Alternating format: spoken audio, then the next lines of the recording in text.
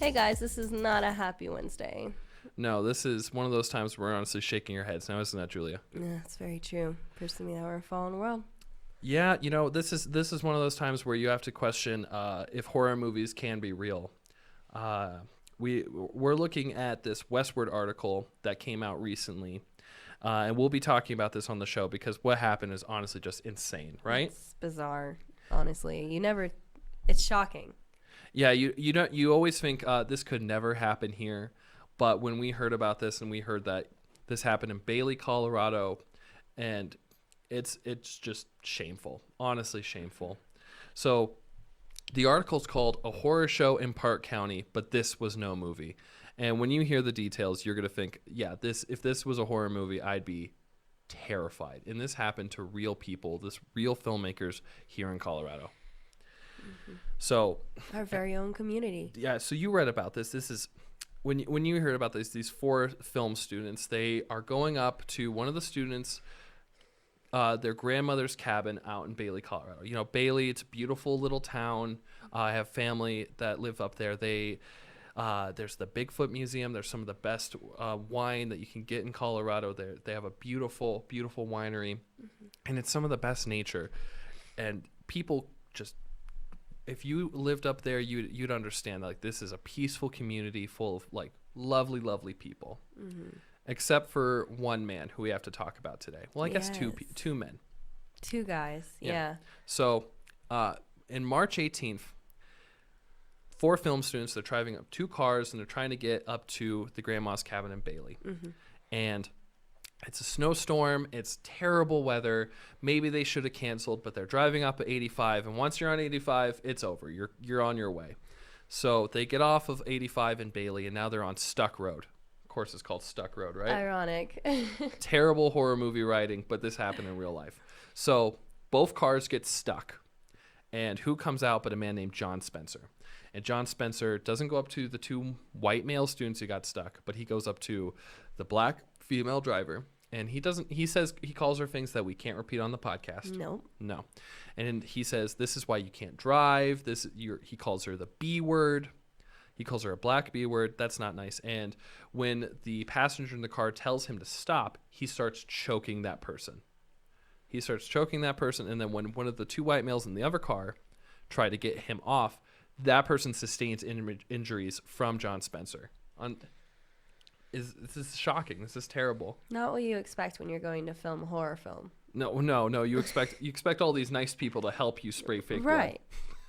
Right. But in this case, this John Spencer man's beating up on these film students, and these students get called the police. They're afraid. They're just trying to get away, when all of a sudden another person comes out with an assault rifle. It's just like, what did they do? You know, like, I got stuck on a road, and all of a sudden they're intimidated. I just don't, it just doesn't make sense. Like, obviously there's no logic going on in these people's heads when this happened. According to this John Spencer person, they got stuck on his land. But these are film students. That's not like on a road. It's a road. It's a snowy day and they got stuck. On a road. Doesn't matter if it's on your property or someone else. Aren't you going to be neighborly? You're in a small town. Isn't that what you're supposed to do, is help people? Well, if anything, if you want them off their land, help them. Yeah. Don't sit there and beat them up. They're going to be there longer. Yeah, don't choke people. What was this guy thinking? So these film students, they get to the cabin. They already have called the police. Mm-hmm. They get away from this John Spencer man and the man with the assault rifle. Thankfully, no one was hurt, except for the injuries they already sustained. But it takes 36 minutes for the police to come. 36 minutes. Can you believe that? Yeah, I mean, I do know it's snowy, right? I don't know. I mean, I don't know what it's like there in Bailey with the police and everything. So it's the Park County Sheriff, and we respect law officers. They are the pillars of our community. They really do their best to protect and serve everywhere. But these film students did not have that experience with these 2 specific police officers. One was called a rookie by the sheriff's department. So when they arrive, 36 minutes later, the kids are in the cabin. They get disconnected from the dispatcher, but when they arrive, the police tell them to come out with their hands up, and then they search them for weapons, even though they said they didn't have any, which might be police procedure. But they didn't have notepads, and they didn't take notes during the session these kids had, trying to tell them what happened. And then they did not arrest John Spencer, and they did not perform a blood alcohol test with John Spencer when they asked him about this incident. Yeah, well, it's just like, be good at your job. And I feel like anyone can take this lesson, but being a police officer, you have so much more responsibility. And if anything, you should be more prepared than the typical like accountant or anything. But even then, everyone should have the attitude of, I'm going to be good at what my job is, because it helps people. And I get it. It's hard to take film students seriously, especially when they're going off and they're these goofy kids are coming up to grandma's cabin and they're gonna go film their crazy little film. But when these kids are in danger and they've been hurt, and it's obvious to see who did it, and there's a racial incident happening, we're just ashamed that this happened, especially in a peaceful community like Bailey, Colorado. So we're going to be coming back to this. John Spencer was arrested, and we're just so thankful for WestWord for their in-depth reporting, and we're so thankful to talk to WestWord reporter Xander Elmore, our buddy Xander, right? I'm so excited. I am too, even if the circumstances aren't as good as we hope for. Xander, thanks for being on the show. How are you doing today? I am good. How are you? Oh, we're lovely. We're so glad you're here today. I'm so happy to be here, coming from the East Coast right now, coming live via Skype from New York. Right. So which public library are you at right now? Great question. I'm at the Brooklyn Central Public Library. Lovely. That's Love Brooklyn. exciting. Well, we all love So- Brooklyn. Everyone loves Brooklyn. Yeah, I think Manhattan's my favorite out of the boroughs, though, because there's Okay. there's last time It's I like was Broadway and stuff? no. There's a certain Hungarian dessert shop that just stole my heart. Next to Okay, you have to text me what it is called, because now I want to go. yeah, it's next to the So- Columbia campus. So Okay. but you have to have cash. Okay, I can do that. I can deal with that. All right. Well, we want to deal with you today because there's so many exciting things that you're doing that when we first met you, we didn't know anything about you. We just knew that you were a cool guy who worked for WestWord magazine. Like all the cool people do, they work for WestWord magazine here in Denver. And now you're in LA, but you're not just working for WestWord, you're making movies and you're doing some other exciting stuff. Why don't you tell us about it? Yes, so I am continuing working for WestWord, because I couldn't give it up. I love WestWord. It's like an institution in Denver, and just a great place, great people. But I recently relocated to LA, and part of what I'm doing here is I also now write for the website Looper, and that covers like movie news, interviews, some gossipy type stuff, and that's where I'm at. Well, that's really exciting. Why don't you tell us who you've met so far? Who have you met? Oh, Who's really cool? okay. Well, I haven't met any celebrities, no celebrity sightings yet. Hopefully that will come. But I mean, the people that I work with are cool. I haven't moved into the cool interviewee portion of the job yet, but I think that will be coming along soon. Stay tuned. We'll see. All right, stay tuned. Well, we can't wait too long, so we have to jump into all the fun things you're doing. Julia. Yes, let's do it. Yeah. Why don't we get excited? So, Yeah. We have some cool things that Xander Elmore has done. Well, first of all, I have to mention I am a CU Denver student, and I love the film program over there. That is something me and Xander kind of relate on. And they do a web series every year, and each student gets to direct a different episode. And Xander got to direct a particular episode. And first of all, I got to mention the fact that it's about siblings getting tipsy together, and the fact that Xander was underage when he was writing this. So do explain that to us, please. Oh, yes. A CU Denver student would never get tipsy on Yeah, never. Never. Who does that in college? No one. No. Yeah, it is funny. I was underage when I wrote that, and it wasn't my idea. I will say that. The web series itself, the concept was various gypsy conversations people have, and I obviously had nothing to do with the creation of that itself, but they were like, we're opening it up, people can send in scripts, write episodes, and I was like, of course I'm gonna write something. So I had to take my very limited knowledge of what it's like to consume alcohol and be tipsy because I didn't have any. I was 20 when I did that. And actually, one of the days we were shooting would have been my 21st birthday, and then COVID happened and everything got shut down, which is kind of a different story. But yeah, so I took this template of like having basically one scene, two characters, and I decided to make it about siblings because I have an older sister. We're very close, and that was a relationship that I feel like isn't shown as often in film as say like a romantic relationship or maybe in favor of like a parental relationship. So I was like, siblings, that's important to me. I relate to that. I can write about it. Well, that's wonderful. I think that in the episode, and we're going to show a clip in just a minute, the two characters, they have really open conversations, in which you don't see that between most people, but it's such a intimate way and also like restrained and biting, and I think that's something that you only get from siblings. So we're gonna roll a clip right now, and Okay. this clip is gonna tell people all about the world of Tipsy. Mom brings it up every time I call. She might as well just have a ringtone that says, "Where are my grandchildren at?" She hasn't mentioned it to me. I can't get her to shut up. She complains about my lackluster dishware. Same as you. I hate that I'm like her. You're much better. Really? Oh, yeah. I think I'm infertile. What? I've been trying for years. Everything I can, or can afford at least. We have sex all the time. Shut up. You straights are disgusting.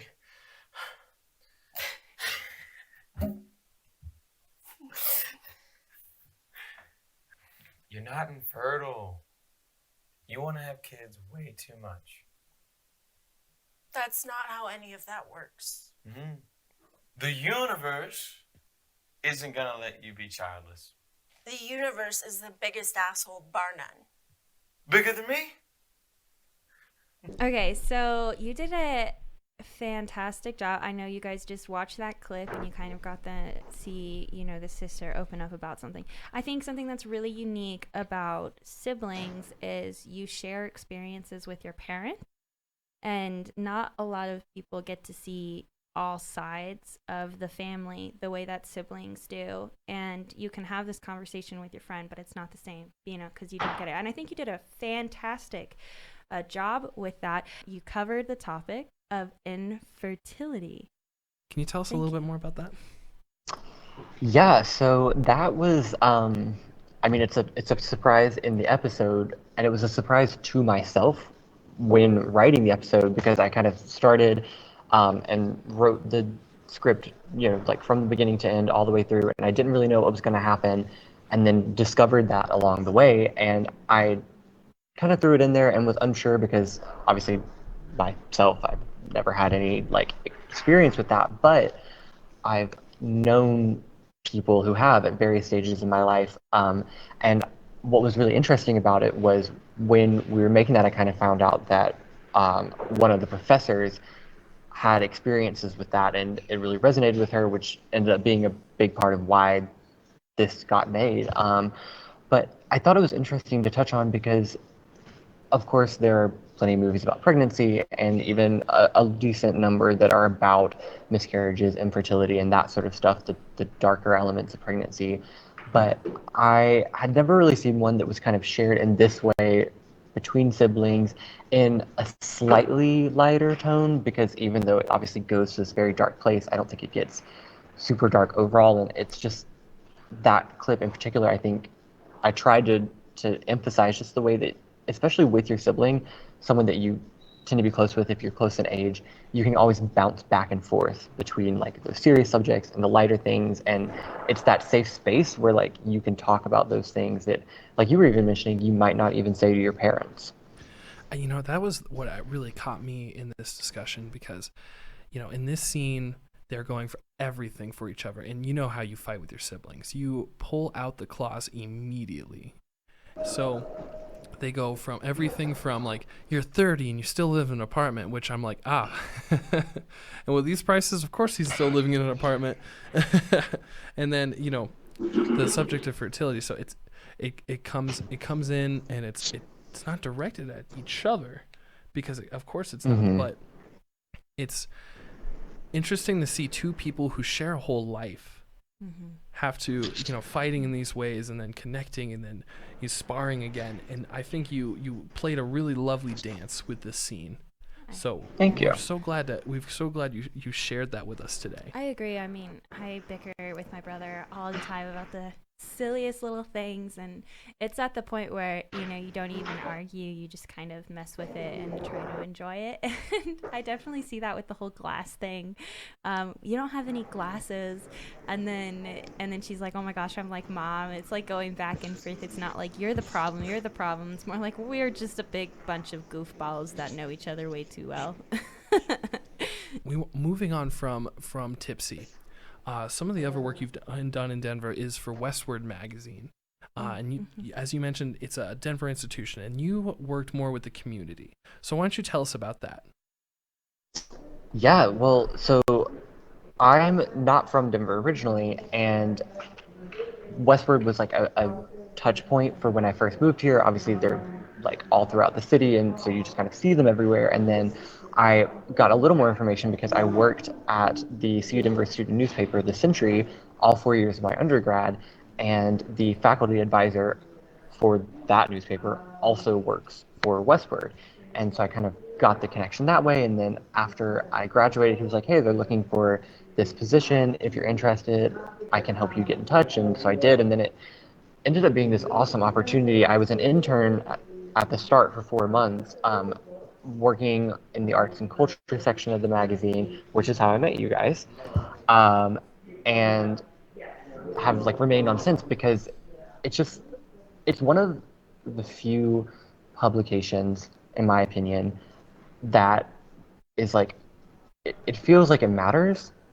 And I know that sounds weird to say, but more like with you guys and with all sorts of people I've interviewed, where you're like, oh, this story matters to these people. Like, this is gonna like have a very tangible impact on their career, on their life, and like you want to do it, and you can see the passion. And I think in lots of things, but especially in journalism, that can, you maybe don't feel that as much, because it just feels like on to the next story, on to the next story. But I was like, I loved how intertwined with the community WestWord is. And that's one of the things that we really loved about your writing, is that we can really see that you care about who you're interviewing. You know, we our interview with you, it felt more like a conversation with a very fast-growing friend, and that's gonna be a lot of fun for the people at Looper, where you're working now. But in between that time and now, we have something special for you. And Julia's just biting at the bit to tell you about it. All right. It's game time. That's right, folks. It is game time.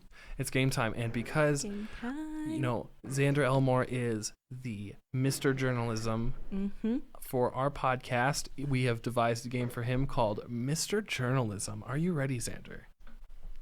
Probably not, but I will give it my best shot. Okay, so we have to lay out the rules here. Now, Okay. This is the part of the game, the part of the podcast that's the most risky. You have to get 2 out of 3 in order to stay out of this on this podcast. Right. Or we're going to kick you out, and then Hunter and I are just going to babble on for another 20, 25 minutes. And you don't want to do that to the good people of we Colorado, do you? Do you, Xander? The audience is just begging. Oh. The audience is do begging, well. please Yeah. do well at Mr. Journalism. So I think with your My life is on the line. yeah. Yes. You know, we won't say anything bad about you on the podcast, but no one will know where you went, and that's going to be even worse. So, Yeah. the game today, Mr. Journalism. All right. Are you ready? Yes. Okay. All right, Mr. Journalism. Here we go. In the movie The Post, Washington Post owner Katharine Graham is played by Meryl Streep, the incomparable Meryl Streep. But her counterpart in the movie, Washington Post editor Ben Bradley, is played by who? A. Benedict Cumberbatch, B. Jake Gyllenhaal, C. Tom Hanks, or D. Laura Dern? I will say I would have loved it if it was Laura Dern, because that is a combo I would watch a million times. But the answer is C. Tom Hanks. Wow. Okay. Great job. Great work. Okay. Good job. Good job. Okay. All right. You're now. Here's the hard part. You have to get at least one more right. Are you ready, Xander?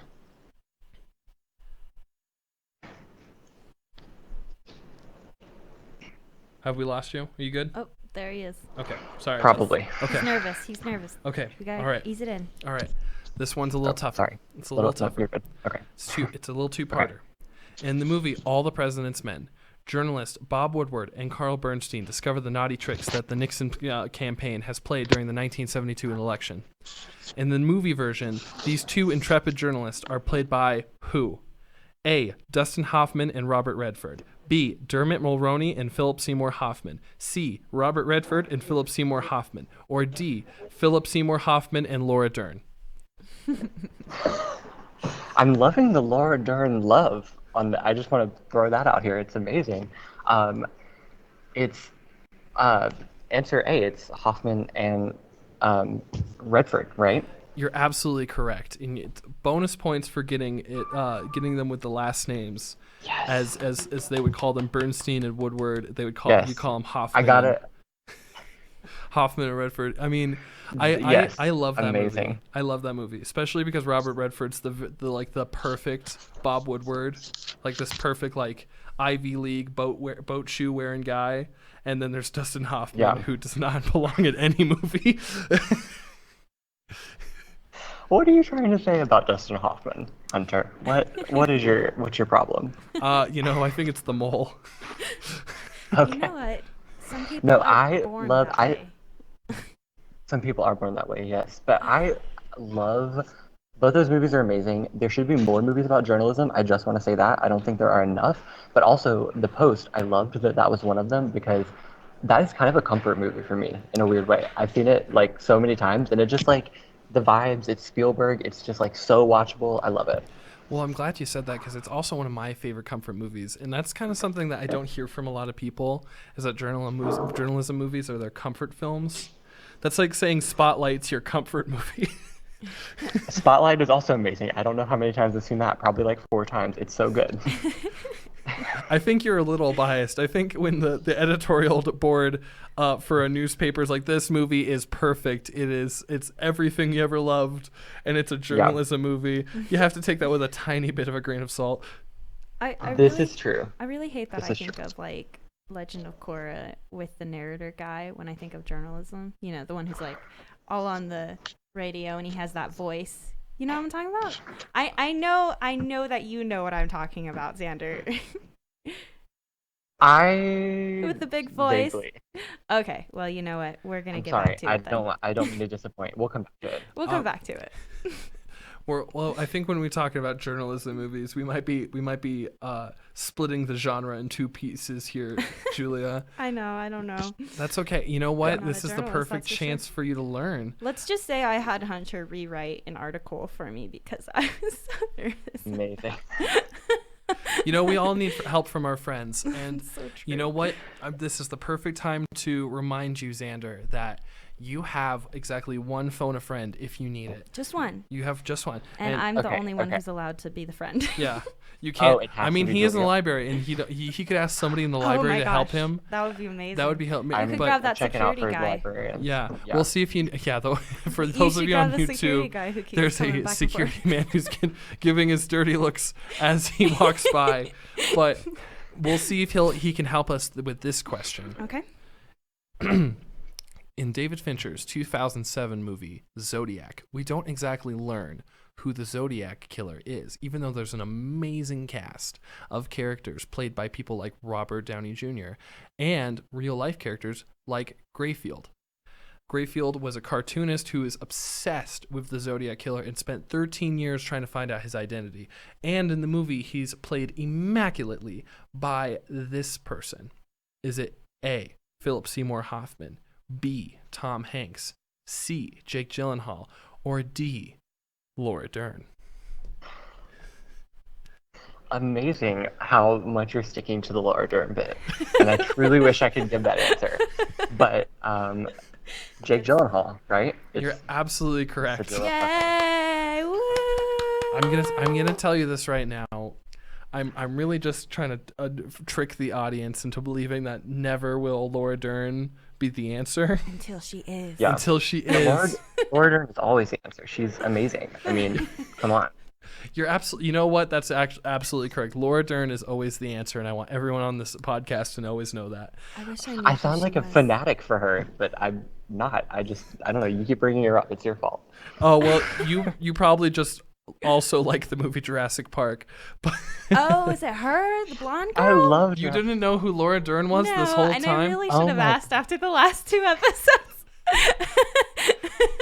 Yeah, Well- Laura Dern, amazing. A recent Oscar winner for Marriage Story, another amazing Yes. performance. Get Oh. on it, Julia. Sorry, Yeah. y'all. Okay, I am an uncultured swine. Like the toy in Toy Story, the freaking piggy bank. That is me. Hey, Ham! Look! I'm Picasso! I don't get it. You uncultured swine! Well, that's okay. We can get you. That's We can amazing. get you out of your piggy bank ways and onto the Dern train. If you're just joining us today, we are talking with WestWord journalist, movie maker, and Laura Dern expert Xander Elmore. We're so thankful you've joined us, and we're gonna take a short break. And during that break, you're going to enjoy the movie Deadline, which is a perfect journalist movie. So. We'll see you soon. Bye-bye. Bye-bye. Well, welcome back to Support Local Film, your Film Hound podcast from us, Hunter Burns, and the incomparable Julia Widestein. Widestein. Widestein. Julia Wide. Thank you, Hunter, for insulting me online. You're welcome. I hope it scars you emotionally forever. Well, anyways, we do have a very, very fancy guest here today. His name is Xander, and Xander is a good friend of ours. He's done a lot of great things in Denver and in the world. You guys need to know about him. Say hi, Xander. Welcome back. Hello again. So we're really thankful that you're here because now we get to talk about all the things that are happening next. And I hear you have some deadlines coming up very soon. And for particular, your new movie, Deadline, which you can tell us about now. Yes, Deadline. I love the pun, by the way. Deadline, the movie that I did not write or direct, but did come up with that title for, actually. That's my one claim to fame on the writing segment. So Deadline is a film that I made with 2 of my very close friends, colleagues, Haley Russell and Rachel Schwabauer. Haley wrote the film, starred in it. Rachel directed it. I produced and was the director of photography for that project, which we actually outdate Tipsy Talk in terms of when we shot it. We shot that in 2019, actually. And it's just been a very long road to getting to the point where we are now, which is that we are getting ready to release the film. We're submitting it to festivals. We're going to premiere it on YouTube, Vimeo in the fall is the plan, but we're kind of developing that. But I'm excited for people to finally see it because it was definitely a very personal project, a passion project for me. I can definitely see the passion in it. I mean, there's a lot put into it, you know, how to handle the ghost and everything like that. We are aware that it hasn't been posted publicly yet. Hunter and I are very, very special to be able to see it and present a sneak peek of it. And you know what, Hunter, you do logline so well. You're right. Thank you. It's my one particular talent that I seem to excel above all others. So in this movie, this girl who seems to be planning to end her life has everything upended by this ghost from the 1980s. And he's a teenage boy, and he's just not going to let this girl end her life or waste her life away. So what led to the 80s aesthetic? Not that I'm against it. I love the 80s, and I love the aesthetic, but tell us more about what led to that choice. Don't judge the 80s kid, Hunter. Jeez. Yeah, well, it was, so the film takes place in the present, but as you said, the ghost, so one of the principal characters, is from the 1980s, which obviously was in the script. That's how Haley wrote it. I don't know why she specifically came up with that idea, but it really kind of made sense when we started thinking about it, because this sort of dark comedic tone, we started realizing like there are lots of really great movies from the 80s. Like Heathers was a big inspiration for this, and it kind of made sense in a way to do it with that vibe and a little bit like a grainier image, a little bit lower quality in that sense, almost feeling like you're watching it on a VHS that you like pulled out of a bin or something. And it just, and like there's a lot of kind of neon-ish cinematography in the film, because it's this dark idea for a film, but we wanted it to be something that was kind of enticing and kind of fun. And then you're like, but wait, this is weird because it's like about suicide. Why am I enjoying this? And that was sort of the goal. You know, something I never understood with people, friends of mine who dealt with suicide, is joking about it. I would sit there and be like, why is this so funny? Like, you're actually struggling with it. But that is how a lot of people cope, is like, hey, let's not make this such a big deal. Yeah, I'm struggling with suicide, but if I laugh about it and anything, it makes me actually want to do it less, and it gives me a little more value. And I always thought that was interesting, something that took me a while to understand. And if you look at like modern culture, there's memes and stuff about it all the time, and I just think it's interesting how some people find that therapeutic in a way. Like, that's always been interesting. Any thoughts on that? Yeah, I mean, I totally agree. Obviously, talking about it is like the first step. It's going to help. If this is something you're struggling with, please talk to just a friend, or there's hotlines. All that sort of stuff is absolutely necessary. But humor is very much a universal thing. It unites us. I mean, I love comedies, and I think humor is a really great way to relate to someone. Like if you tell a joke and someone laughs at it, that's an instant connection that you have. And so I would assume that when you're dealing with something like this, which thankfully I've dealt with depression and stuff, but never suicidal thoughts or tendencies. But just that relation through humor, it kind of breaks people's guards down and can then lead into more in-depth conversations. Talking about people putting their guards down, what I thought was really interesting in a lot of the work you do is you take these very tough topics: infertility, suicidal thoughts, people not being where they want to be in life, and you make them kind of humorous, and you take them from more of a lighthearted approach. What do you think is so valuable about these lighter situations with these typical topics? I mean, I feel like, one, from like a creative standpoint, as a filmmaker, as a writer, directing, all that sort of stuff, a lot of these things have been addressed, right, in films. I mean, films have been around for over 100 years. You're probably not going to find a new topic to discuss, but it's all about the way that you discuss them. So I think a lot of these things have been taboo in Western culture and in all cultures for a really, really long time. And now that they're not anymore, it can be something that we talk about. And like I said, humor is like one of those things that really like connects people and is really, really important. We all need a good laugh to get through tough times, especially, with the pandemic and everything. That was a huge deal. Humor can help you just survive. And I always used to joke when I was a little kid of like, oh, I should be a comedian because I love like telling jokes, even though I would be a terrible stand-up comedian. No one would come to see my shows. But Who knows? Who knows? who knows? Maybe I'll give it a shot now that I'm in LA. But thank you. Yeah, but I just feel like that mode of talking about it you always kind of expect in a lot of humor for it to address these taboo subjects and kind of break your walls down anyway. It's like a function of comedy. So why not use that to talk about something serious?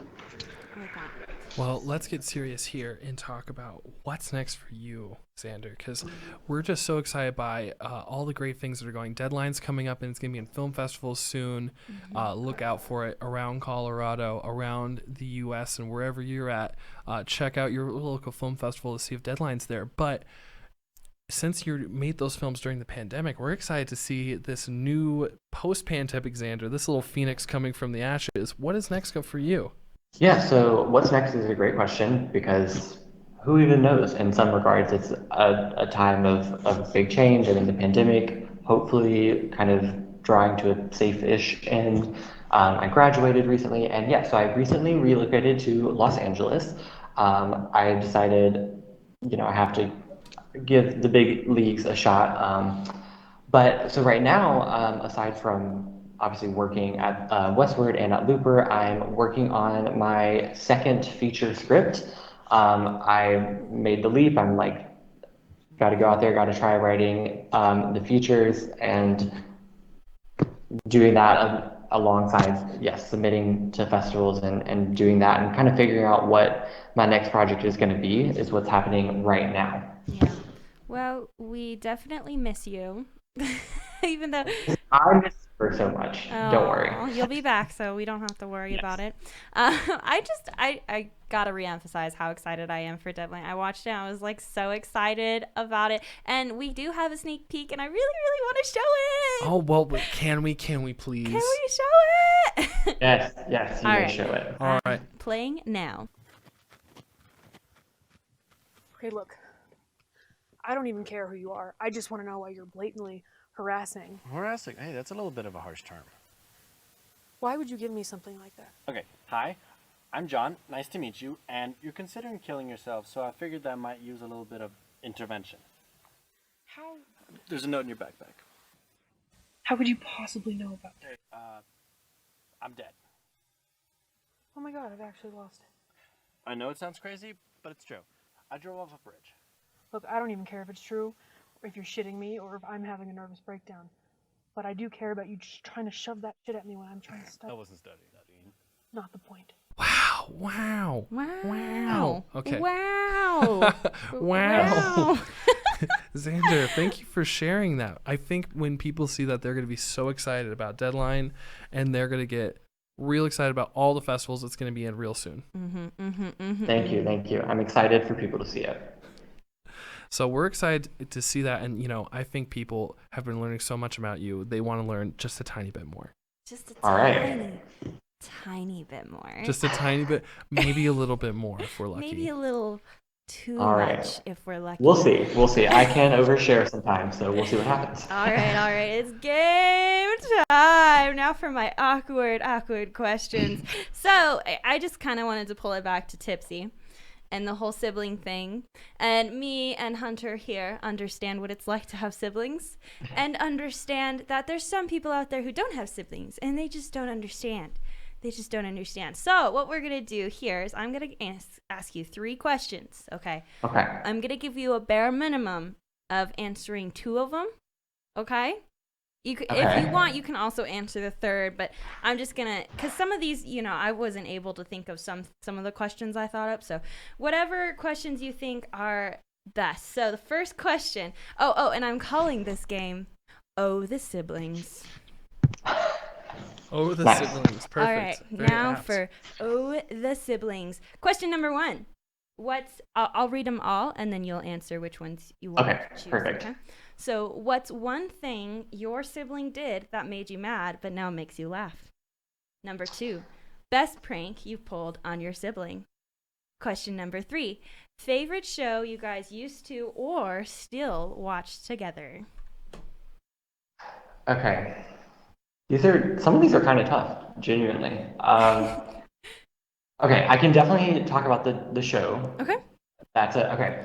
So, show that we used to, we definitely grew up like watching television shows. Like we watched like Andrew Griffith's show, which is obviously like way throwback and newer stuff. One show we were literally talking about today because I'm visiting my sister in New York City right now. She lives here in Brooklyn. And we passed by the building that they filmed Brooklyn Nine-Nine at. No and that way. is a show that we love and is amazing, and watch that together. It's awesome. If you haven't seen it, what are you doing? Check out Brooklyn Nine-Nine. Hilarious. Love Love that show. Um, I okay. Best prank. Oh, I was hoping you okay. chose that one. This is it's kind of okay. So there was. It's a sort of an answer, but kind of not an answer. So when my sister's 2 years older than me, so when she was in high school and I was still in middle school, it was my 8th grade year, so it was her like sophomore year, and we both were allowed by our parents to throw like Halloween parties, but they were Halloween sleepover parties. And so we got like some of our friends together on separate nights, obviously, because like, ew, I didn't want to hang out with my sister's friends. Um, we got friends together. We stayed up all night watching appropriately rated scary movies. So, like, I probably didn't watch anything Sure, R-rated, just totally. PG-13. Totally, I believe And you. then afterwards, um, the friends spent the night. And for my sisters, they camped out in a tent in the backyard. And my dad actually went to the tent in the middle of the night and started like shaking it and kicking at it and like trying to scare them. And it very effectively worked. And they thought it was me. And they Oh. blamed me. I was not actually there that night, weirdly enough. I was like at a friend's house and didn't spend the night. And my dad refused to admit that he ever did it. So it like hung over our heads for like years of like, oh, I went and scared them in the woods in the backyard. And I was like, I wasn't even there. And they're like, yeah, whatever, blah, blah, blah. And it just kind of, she hopefully knows the truth now. Oh, You're So it's like a, framed. it was a framing. It was a framing. My dad is like that. He frames me for stuff, but it's fine. I love my dad. My dad's a good guy. And That's so then funny. the other one was about something that I used to hate, but now I love. Yeah, now you laugh at. Okay, now I'll laugh at. Um, sort of a. Okay, this is. It works as an answer. Okay. My family and I used to take trips for Thanksgiving. We did it for like a few years while I was like in middle school, and we went to Tennessee and stayed in a cabin. And one of the years we took our dog, named Chocolate Chip, who we just called Chip, and Aww. it was a good idea until it wasn't.